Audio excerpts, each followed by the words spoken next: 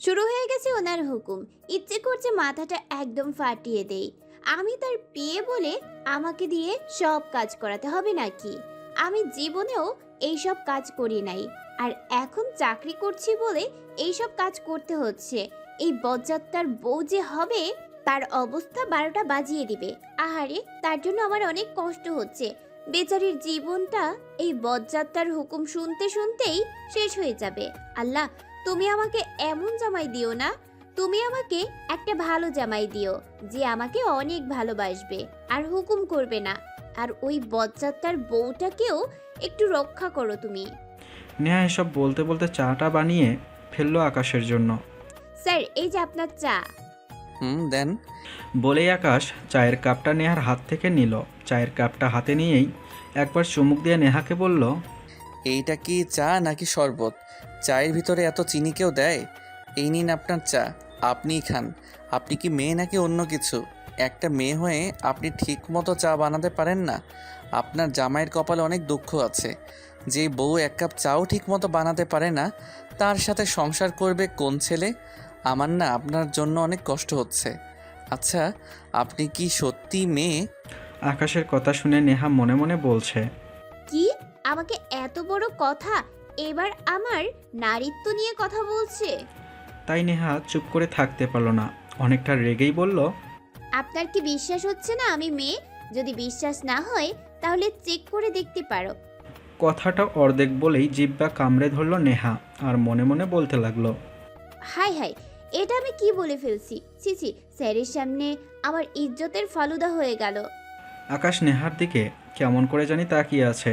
আকাশ হয়তো নেহার কথা বুঝতে পেরে গেছে, তাই নেহা লজ্জায় আকাশের সামনে দাঁড়িয়ে থাকতে পারল না।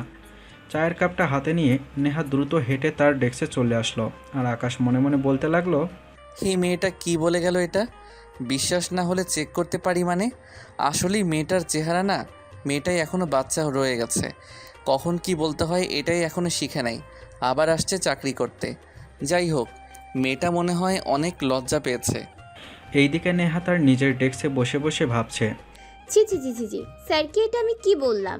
শালার বজ্জাত স্যারটার জন্য এখন আমার মাথাটাও নষ্ট হয়ে যাচ্ছে। কি যে আবোল তাবোল বলছি আল্লাহ জানে। স্যার তো রীতিমতো টর্চার করছে, এমনভাবে প্রতিশোধ নিচ্ছে, আমি কিছু বলতেও পারছি না। এভাবে চলতে থাকলে তো আমি পাগল হয়ে যাব। অন্যমনস্ক হয়ে কথাগুলো ভাবতে ভাবতেই চায়ের কাপে চুমুক দিয়ে দিল নেহা। চায়ে চুমুক দেওয়ার সাথে সাথেই নেহার মনে পড়ে গেল এইটা যে আকাশের এঁটো চা। তাই সে বিড়বিড় করে বলতে লাগলো, ছি, ওই বজ্জাত ডিভিলটার খাওয়া চা আমি খাচ্ছি। আসলেই তো চাটা একদম শরবত মনে হচ্ছে। সব তো ওই ডেভিলটার জন্যই হয়েছে। তখন ওনাকে বকতে বকতে চায়ে বেশি চিনি দিয়ে ফেলেছি। ও খোদা, ওই শয়তান পাজি ডেভিলটার জন্য আমি পুরো পাগল হয়ে যাব। আর আমি কি আগে কখনো এইসব করেছি? আম্মুর কাছ থেকে ভালো মতো চা বানানো শিখতে হবে, না হলে আমার মান সম্মান সব যাবে। আকাশকে কালকের ফাইলগুলো দেওয়ার জন্য আর নেহার আম্মু বলেছিল অফিস থেকে ছুটি নেওয়ার জন্য। তাই নেহা আকাশের রুমে গেল। আকাশের রুমের সামনে গিয়ে দরজায় নক করলো। স্যার, ভিতরে আসবো? আসুন। তারপর ভেতরে ঢুকে আকাশের টেবিলের ওপরে ফাইলগুলো রেখে দাঁড়িয়ে রইল নেহা। আর আকাশ মাথা নিচু করে কাজ করছে। কিছুক্ষণ পরে মাথা তুলে বলল, আর কিছু কি বলবেন? জি স্যার। বলেন তাহলে কি বলবেন? স্যার, কালকে আমার ছুটি লাগবে। ছুটি কেন? আমার আম্মু নানুর বাসায় বেড়াতে গেছে, আর আমাকেও যেতে বলেছে। তাই আমার একদিনের ছুটি প্রয়োজন। অফিসের কাজের অনেক চাপ আর আপনি এই সময় বেড়াতে যেতে চান? আচ্ছা, ছুটির জন্য দরখাস্ত লিখে নিয়ে আসছেন? না স্যার। তাহলে ছুটি দিব কি করে? যান, ছুটির দরখাস্ত লিখে নিয়ে আসেন। আচ্ছা। বলে আকাশের রুম থেকে বের হয়ে নিজের ডেস্কে চলে এলো। নেহা নিজের ডেস্কে বসে দরখাস্ত লেখায় মন দিল। নেহাকে ছুটি না দেয়ায় ওর মুখটা একদম কাদো কাদো হয়ে গেছিল। নেহার কাদো কাদো মুখটাই আকাশের চোখের সামনে এখনও ভাসছে। বিশেষ করে নেহার চোখ জোড়া কি সুন্দর, ভীত হরিণীর মতো সেই চাহনি। একেবারেই যেন আকাশের চোখ আটকে গেছে সেই চোখ জোড়ার ওপরে। বিনা অজুহাতেই নেহার সেই মায়াবী চোখ আবার দেখতে ইচ্ছে করছে আকাশের। আকাশের কেন ওই চোখ জোড়া দেখতে ইচ্ছে করছে বারবার, তা আকাশ নিজেও জানে না। আর এই মুহূর্তে জানার প্রয়োজনও দেখছে না আকাশ। কি করে দেখবে সেটাই এখন ভাবছে শুধু আকাশ। সামনের দিকে তাকাতেই আকাশ দেখতে পেল নেহা একমনে টেবিলে বসে কী জানি লিখছে, কিন্তু এত দূর থেকে নেহার চোখ দেখা যাচ্ছে না। আকাশ কিছু একটা ভেবে টেলিফোনটা হাতে নিয়ে নেহার ডেস্কের টেলিফোনে ফোন করলো, কিন্তু টুট টুট টুট করে ফোনটা কেটে গেল। আবার ফোন দিল, সেই একই কাহিনী। আকাশের মেজাজটাই খারাপ হয়ে যাচ্ছে। আকাশ ভাবছে, মেয়েটা টেলিফোনে কল ঢুকছে না কেন? ও শিট, ওর ফোন নাম্বারও নাই আমার কাছে। এখন কি করে ওই মেয়েটার চোখ জোড়া যে দেখি, আমার এমন হচ্ছে কেন? আগে তো কখনো আমার এমন হয়নি। যাই হোক, এখন মেয়েটার ওই ভীত হরিণীর মতো চোখগুলা দেখে আসি। এক পর্যায়ে রেগে আকাশ নেহার ডেস্কে চলে গেল। আকাশ রাগে গজগজ করতে করতে নিজের রুমের দরজা ঠেলে বেরিয়ে সামনের রুমটায় ঢুকে গেল। নেহা একটা চেয়ারে গুটিসুটি মেরে বসে আছে। টেবিলের ওপর একটা কাগজের ভেতর কী জানি লিখতেছে। আকাশ নেহার সামনে গিয়ে একটা হাত ধরে টান মেরে নেহাকে দাঁড় করিয়ে দিল। নেহা মনোযোগ দিয়ে ছুটির দরখাস্ত লিখতেছিল। আকাশ যে নেহার ডেস্কে এসেছে সেটা নেহা টেরই পায়নি। হঠাৎ এইভাবে আকাশ হাত ধরে টান মারায় নেহা একদম ভয় পেয়ে গেল। নেহার এখন কি করা উচিত ভেবে পাচ্ছে না। নেহা শুধু আকাশের মুখের দিকেই তাকিয়ে রইল। আকাশ নেহাকে দাঁড় করিয়ে একদম টেনের দেয়ালের সাথে চেপে ধরে নেহার চোখের দিকে তাকিয়ে রইল। নেহা ভাবছে, এই বজ্জাতটা হঠাৎ করে এইভাবে রেগে যায় কেন? আচ্ছা, এখন তো আমি কোনো ভুল করিনি, তাহলে আমাকে এইভাবে ধরে আছি কেন? আমি কালকে স্যারকে না চিনে একটা ভুল করেছি, তার জন্য তাকে সরিও বলেছি। স্যারের হয়তো আমাকে তার পেয়ে হিসেবে পছন্দ হয়নি, তাই মনে হয় আমার সাথে এমন করে। আকাশ অনেক রেগে আছে, কিন্তু রেগে গিয়েও নেহার কাঁদো কাঁদো মুখের সেই চাহনি দেখে আর কিছুই বলতে পারল না। নেহার ছলছল চোখ জোড়া যেন আকাশকে নেহার প্রতি দুর্বল করে দিচ্ছিল, আর প্রচণ্ডভাবে আকাশকে নেহার আরও কাছে যেতে বাধ্য করছিল। নেহার এই ঘোর লাগানো চোখের মায়া এড়ানো আকাশের পক্ষে কিছুতেই সম্ভব হচ্ছিল না। নিজের অজান্তেই এই মায়াবী চোখের মায়া হারিয়ে যাচ্ছে আকাশ। আকাশের মনে অন্যরকম একটা সুন্দর অনুভূতি কাজ করছে। অন্য কারোর জন্য এর আগে আকাশের এই অনুভূতিটা আসেনি। আকাশ মনে মনে ভাবছে, এই ফাজিল মেয়েটার চোখের ভিতরে এত মায়া কেন? আমি কি এই মেয়ের চোখের মায়ায় আটকে গেলাম? মেয়েটার এমন ঘোর লাগানো চাহনি আমার মনকে পাগল করে দিচ্ছে। এই মেয়েটার মায়ায় হারিয়ে যাচ্ছি আমি। আচ্ছা। হঠাৎ নেহার কথা শুনে আকাশ ভাবনার জগৎ থেকে বাস্তবে ফিরল। স্যার, আকাশ স্যার, আমার হাতে ব্যথা লাগছে, প্লিজ আমাকে ছেড়ে দিন। আমি তো এখন কোনো ভুল করিনি, তাহলে আমাকে এইভাবে দেয়ালের সাথে চেপে ধরে আছেন কেন? আকাশ অনেক জোরে নেহার হাতে দেয়ালের সাথে চেপে ধরে আছে, তাই নেহা ব্যথা পাচ্ছিল, আর এজন্যই আকাশকে তার হাতে ছেড়ে দিতে বলছিল। কিন্তু আকাশ মনে হয় নেহার কথা শোনেনি। সেই আগের মতো এক নজরে নেহার চোখের দিকেই তাকিয়ে আছে। তাই নেহা আবার একটু চেঁচিয়ে আকাশকে বলল, স্যার, আমার ব্যথা লাগছে, প্লিজ এবার ছেড়ে দেন আমাকে। এই, আপনি সবসময় এত জোরে কথা বলেন কেন? আমি কি কানে কম শুনি যে এত চিল্লান? আর কখনো যদি জোরে চেঁচিয়ে কথা বলতে দেখি তাহলে খবর আছে। আর আপনার এই টেলিফোনের কি হয়েছে? ফোন ঢুকে না কেন? জানেন আমি কতবার ফোন করেছি? স্যার, আমি তো জানি না কি হয়েছে, আর কিছুক্ষণ আগেই তো ঠিক ছিল। আপনি না আমাকে ফোন করলেন, হঠাৎ করে কি হয়েছে আমি কেমন করে বলবো? আকাশ আর কোনো কথা না বলে টেলিফোনটা হাতে নিয়ে দেখে টেলিফোনটা তার ছিঁড়ে গেছে, আর তাই টেলিফোনে কল ঢুকছে না। টেলিফোনে তার ছিঁড়া দেখে আকাশ নেহাকে বলল, এইটা কি করেছিল? একটু দেখে শুনে কাজ করতে পারেন না? সব সময় শুধু মালিকের লস করানোর ধান্দায় থাকেন, তাই না?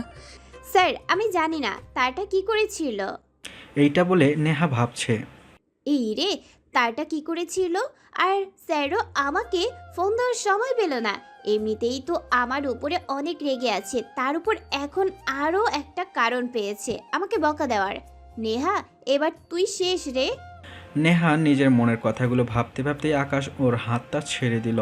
নেহা আকাশের হাত থেকে ছাড়া পেয়ে মনে হয় হাফ ছেড়ে বাঁচল। আকাশ হাতটা চেপে ধরে রাখায় নেহার হাতটা ব্যথা হয়ে গেছে। নেহা ব্যথায় এক হাত দিয়ে অন্য হাতটা ডলছে। নেহার হাত ডলা দেখে আকাশ নেহার দিকে একটু এগিয়ে আসতেই নেহা ভয়ে আঁতকে উঠে এক পা পিছিয়ে গেল। নেহার এভাবে ভয়ে আঁতকে উঠতে দেখে আকাশ ভুরু কুঁচকে নেহার দিকে তাকিয়ে, এই যে মিস নেহা, সমস্যা কি আপনার? এইভাবে ভয় পেয়ে গেলেন কেন? না স্যার, আমার কোনো সমস্যা নেই। আর আমি কোথায় ভয় পেলাম? একটু নিজেকে সামলে আকাশকে কথাটা বলল নেহা। সত্যি কথা বলতে সত্যি নেহা ভয় পেয়ে গেছিল, কারণ আকাশের কোনো বিশ্বাস নেই যদি আবার কিছু করে, তাই। যদি কোনো সমস্যা না থাকে তাহলে এইভাবে লাফান কেন? আর একটা কথা, আমি আপনাকে ছুটি দিয়ে দিয়েছি আর আপনার আজকের মতো কাজ শেষ।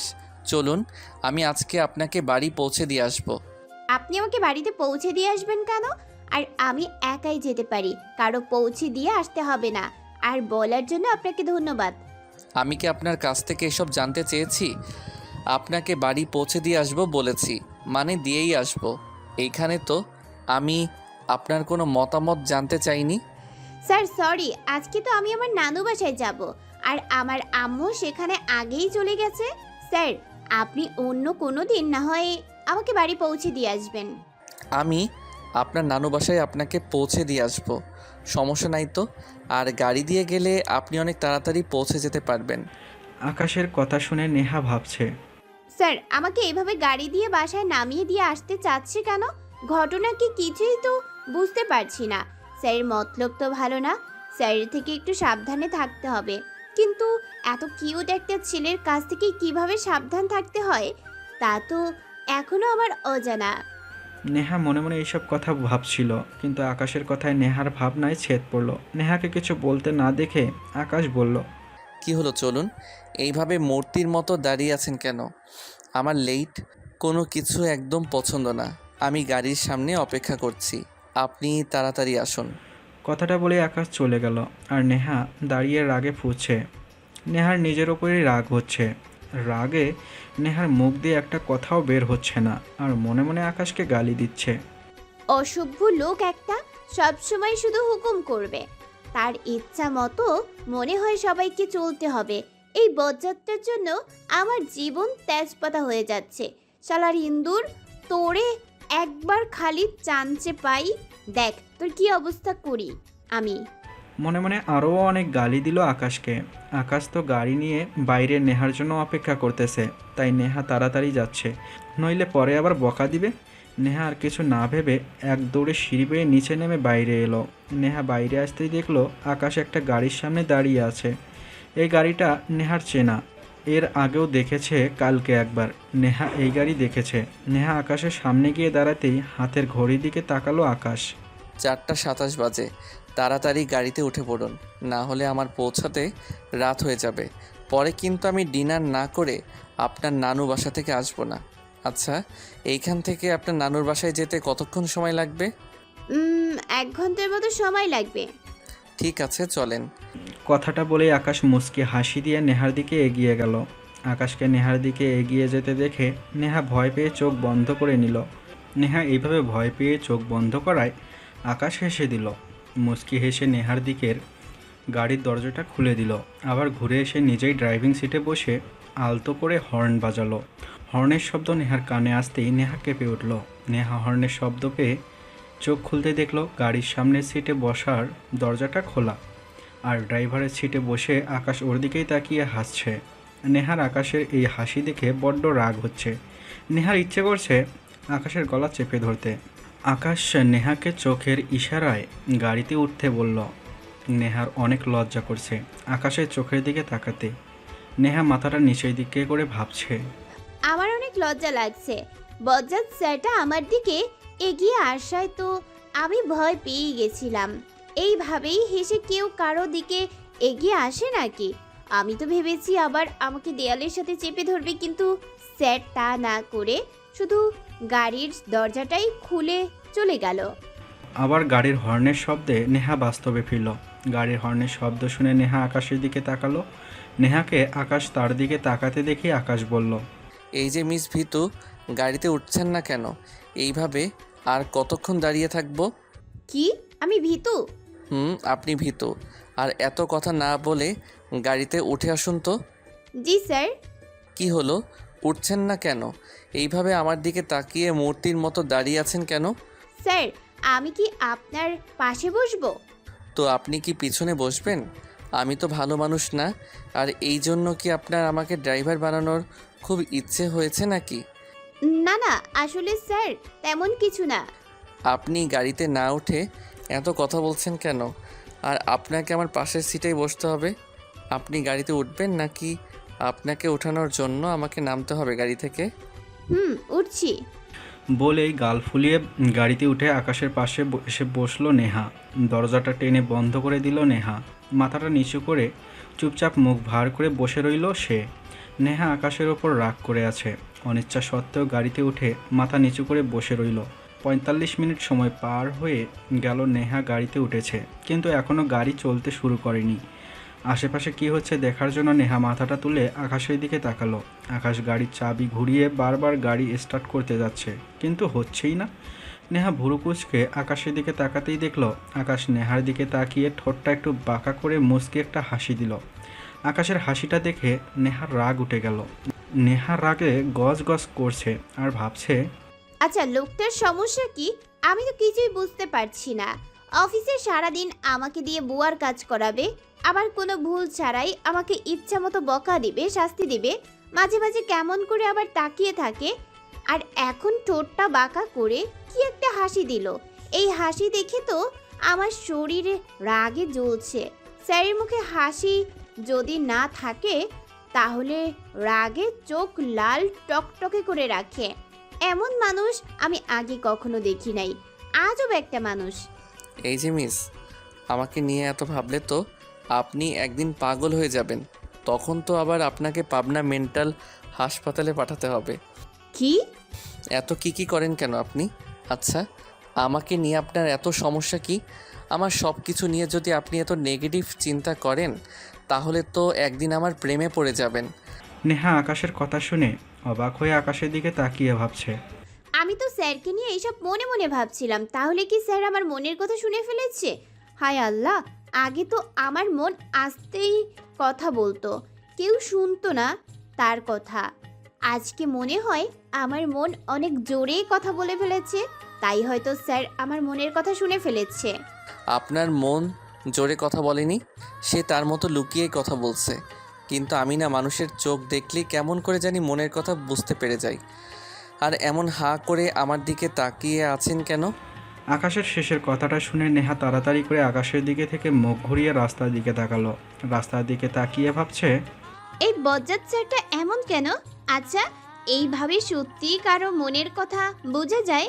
আমি যে মনে মনে সবসময় স্যারকে বকা দিই, তা কি স্যার বুঝতে পেরে যায়? ইস, এইসব ভেবে তো আমার দম বন্ধ হয়ে আসছে। নেহা এইসব ভাবছিল এমন সময় কারো হাতের আলতো স্পর্শে চমকে তাকাতেই দেখলো আকাশ একদম ওর কাছে চলে এসেছে। আকাশকে ওর এত কাছে আসতে দেখে নেহা ভয়ের চোটে কিছু বলতেই পারে না। দ্রুত গতিতে চোখ বন্ধ করে ফেলল। নেহা তার শরীরে কিছু একটার বাঁধন অনুভব করতেই চোখ খুলে তাকালো। চোখ খুলে দেখে আকাশ নেহার কাছ থেকে সরে আবার নিজের সিটে বসে পড়েছে। আর নেহা কিসের বাঁধন অনুভব করছে তা দেখার জন্য নিজের দিকে তাকাতেই দেখে নেহার সিট বেল্ট বাঁধা। নেহা আকাশের দিকে ঘুরে কিছু বলতে গিয়েও বলতে পারল না, কারণ আকাশের ঠোঁটের কোণে এখনও সেই আত্মা কাঁপানো বাঁকা হাসিটা ফুটে আছে। নেহার একবার আকাশের এই হাসিটার দিকে রাগ হচ্ছে, আর একবার ভালোই লাগছে। আচ্ছা, আপনাকে একটা কথা বলবো। বলুন। আপনি যে এখনো বাচ্চা আছেন এটা কি আপনি জানেন? আমি জানি না, কিন্তু সবাই আমাকে বলে আমি নাকি এখনো বাচ্চা, শুধু হাতে পায়েই নাকি বড় হয়েছি। যারা এই কথা বলে একদম ঠিক বলে। আপনি এখনো বাচ্চা মেয়েই আছেন। আচ্ছা, এই বাচ্চা মেয়েটাকে কি আমি তুমি করে বলতে পারি? আপনি বয়সে আমার থেকে বড়, আবার আপনি আমার অফিসের বস, আপনি অবশ্যই আমাকে তুমি বলতে পারেন। আপনার কোনো আপত্তি নেই তো? আরে না, এইখানে আমার আপত্তি থাকবে কেন? না থাকলেই ভালো। আচ্ছা, তুমি কি সিঙ্গেল? জি, কি বললেন? আমি আপনার কথাটা শুনি নাই, আর একবার বলবেন প্লিজ। আমি বলেছি তোমার কি কোনো ছেলের সাথে সম্পর্ক আছে? মানে তুমি কি কারোর সাথে প্রেম টেম করো নাকি? স্যার, হঠাৎ করে আপনার এইসব জানার ইচ্ছে হলো কেন? আরে এমনিই জানতে চাইছি। তুমি দেখতে মাশাল্লাহ। তোমার মতো সুন্দরী মেয়ের তো বফ থাকতেই পারে, আবার নাও থাকতে পারে, কারণ তোমার যে রাগ উঠলে হয়তো বফকে বকে শেষ করে দাও, আর বফ যদি তোমার সামনে থাকে তাহলে হয়তো তোমার জ্বালায় বেচারা এমনিতেই মরে যাবে। তাই আর কি, এইসব জানতে ইচ্ছে হলো। সরি স্যার, আমার কোনো বফ নাই। আর আপনার এইসব জানার ইচ্ছে হলো কেন? এমনি জানতে ইচ্ছে হয়েছে। আচ্ছা, তাহলে তোমার মতো সুন্দরী এখনও সিঙ্গেল? হুম। এতক্ষণ আকাশ আর নেহা গাড়ির ভিতর বসেই কথা বলছিল। নেহার নানু বাসার সামনে এসে পড়ায় নেহা আকাশকে বলল গাড়িটা থামাতে। আকাশ নেহার কথা শোনার সাথে সাথে গাড়িটা থামালো। এটা কি তোমার নানু বাসা? হুম। আচ্ছা, আপনি অবাক হলেন কেন আমার নানুর বাসা দেখে? আপনি কি এর আগেও এই বাসায় এসেছেন নাকি? আরে না, তেমন কিছু না। কথাটা বলেই আকাশ গাড়ি থেকে নামলো। আকাশকে নামতে দেখে নেহাও সাথে সাথে গাড়ি থেকে নেমে আকাশের পাশে এসে দাঁড়ালো। স্যার, ধন্যবাদ আপনাকে। আজকে আপনি আমার অনেক বড় উপকার করেছেন। আপনার জন্যই এত তাড়াতাড়ি চলে আসতে পারলাম, না হলে তো আমি এখনো ঢাকা শহরের জ্যামেই আটকে থাকতাম। আরে এই জন্য ধন্যবাদ দেওয়ার প্রয়োজন নেই, আমার দায়িত্ব এটা, কারণ তুমি আমার অফিসে চাকরি করো। আচ্ছা, এই বাড়িটাই কি তোমার নানুর বাড়ি? জি স্যার, এটাই আমার নানু বাড়ি। কেন স্যার, কি হয়েছে? না, কিছু না। আচ্ছা, তোমার আম্মুর নাম কি? আমার আম্মুর নাম রাবেয়া। কি? তোমার আম্মুর নাম রাবেয়া? স্যার, আপনি আমার আম্মুর নাম শুনে অবাক হলেন কেন? তুমি রাবেয়া খালামণির মেয়ে? তার মানে তুমি আমার সেই একমাত্র খালাতো বোন? আমি আপনার খালাতো বোন মানে? কি বলছেন এইসব? আমি কিছুই তো বুঝতে পারছি না। ফাতেমা নামে তোমার কোনো খালামণি আছে? জি আছে। আমি তার ছেলে। আর আমি ছোট থাকতে ইংল্যান্ডে চলে যাই আমার ছোট চাচুর কাছে, আর আমি ওইখানেই বড় হয়েছি। আর এই জন্যই তুমি আমাকে কখনো দেখোনি। আমি যখন ইংল্যান্ডে চলে গিয়েছিলাম তখন তো তুমি বাচ্চা ছিলে, তাই হয়তো তোমার কথা মনে নাই। এইবার আপনাকে চিনতে পেরেছি। খালামণি সবসময় আপনার কথা বলতো। আপনার ছোটবেলার অনেক ছবি দেখিয়েছে আমাকে। কিন্তু কে জানে বড় হয়ে আপনি এমন বজ্জাত হবেন। বজ্জাত হব মানে? ওই, তুমি কি বোঝাতে চাচ্ছ? আকাশের কথা শুনে নেহা মনে মনে বলছে, আরে মুখ ফসকে এইটা কি বের হয়ে গেল? যেভাবে হোক এখন কথাটা ঘোরাতে হবে। হায় আল্লাহ! স্যার, এখানে দাঁড়িয়ে কথা বলতে বলতে আমার পা ব্যথা হয়ে গেছে। স্যার, আমরা ভিতরে যাই। এইটা তো আপনারও নানু বাসা। আম্মু তো একটু আগেই ফোন করে বলল অফিস থেকে যেন সোজা নানা বাসায় চলে আসি। যাই হোক, তোমাকে নামিয়ে দিয়ে লাভ হয়ে গেল, আর তুমি যে আমার একমাত্র খালাতো বোন সেটাও জানা হয়ে গেল। স্যার, এইবার ভিতরে চলুন। কথাটা বলেই নেহা আকাশের সামনে থেকে বাসার ভিতরে ঢুকে কলিং বেলে চাপ দিল। একটু পরেই নেহার ছোট মামুনি এসে দরজাটা খুলে দিল। আকাশও নেহার পাশেই দাঁড়িয়েছিল। নেহার মামুনি তো আকাশকে দেখে চমকে গেল। অনেক অদ্ভুতভাবে আকাশের দিকে তাকিয়ে আছে। কি রে নেহা, তুই আকাশের সাথে এলি কি করে? তোরা কি একে অপরকে চিনিস? না, মাত্রই জানলাম স্যার যে আমার খালাতো ভাই হয়। তুই আকাশকে স্যার বলছিস কেন? কাহিনী কি রে? আসলে হয়েছে কি, আমি ওনার অফিসে চাকরি করি, আর আমি জানতাম না উনি যে আমার খালাতো ভাই হয়। ও ইস, এই দেখো, আমি তোমাদের বাইরে দাঁড় করে রাখছি। আমার বাবাটা কত বছর পর আমাদের বাসায় এলো। বাবা, ভিতরে আসো। বলে আকাশ বাসার ভেতর ঢুকলো। নেহা আকাশের পিছন পিছন বাসার ভিতরে ঢুকে পড়ল।